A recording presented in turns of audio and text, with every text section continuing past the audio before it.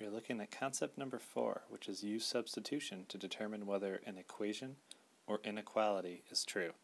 Now we felt like using substitution for equations was going to be pretty straightforward, so we'll have a couple of examples of that down there for the practice test, but for this example and this concept we're just going to look at inequalities because that's a little bit more complicated. So I've included the table that's on your SSS. And when you substitute for an inequality, you need to determine whether the inequality is true or false, and you need to explain why. So we have to look at this table and determine what each of these symbols mean. So we've got the greater than symbol, we've got the greater than or equal to symbol, we've got the less than symbol, and we've got the less than or equal to symbol, and we have synonyms for all of them. Let's look at our first example here. We have M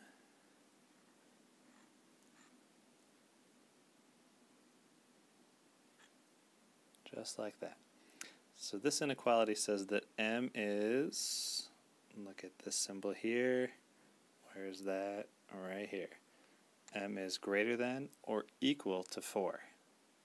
Now looking at those synonyms, that means M can be anything that is at least 4, M can be anything that is no less than 4, so M is anything that's 4 or higher. Well, does M equal 2 make that inequality true? No. That is false because 2 is not greater than or equal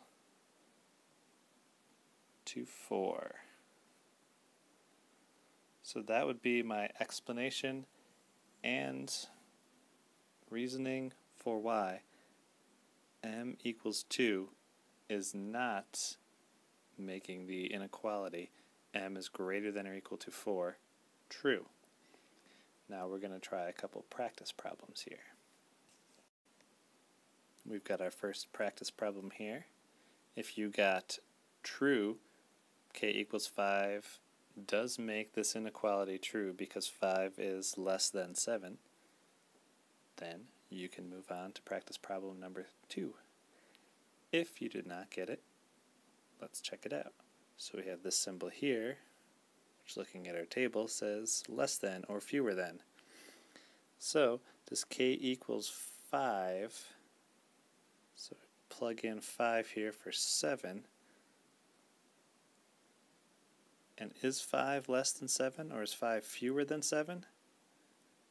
Yeah, 7 is bigger than 5, so this inequality would be true.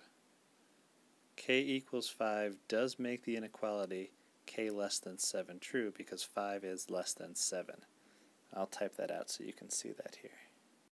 Okay, and there's what it looks like. K equals 5 does make the inequality k is less than 7 true because 5 is less than 7.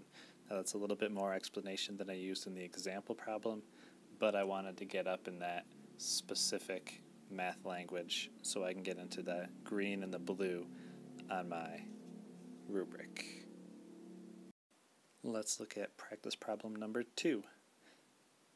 If you got true because 12 is at least 12, then you are correct and you may move on to the practice quiz. If not, let's go over how we got it. So we've got this symbol here, which is greater than or equal to. So they're saying 12 is at least 12, or another way to look at it here, 12 is no less than 12. Well, does 12 equal 12? Yeah. So 12 is at least 12.